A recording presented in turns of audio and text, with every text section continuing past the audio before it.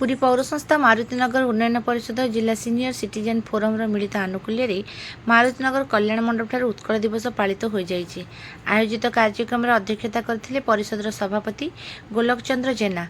अतिथि भाव योगदान करथिले पुरी जिला सीनियर सिटीजेन फोरम सभापति प्रोफेसर डॉक्टर कार्तिक कुमार दास।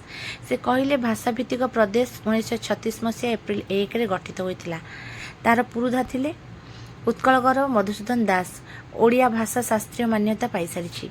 एवं भाषा को क्रियाशील करने आमर कर्तव्य और दायित्व।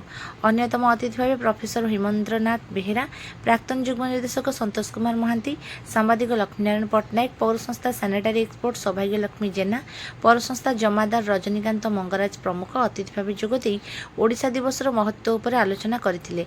एही अवसर में प्रातः समय स्वच्छता नहीं एक सचेतनता पदयात्रा प्रफुल्ल कुमार राउत, बनमाली पृष्टि और पूर्णचंद्र विश्वाल संयोजन में अनुष्ठित होइतिला।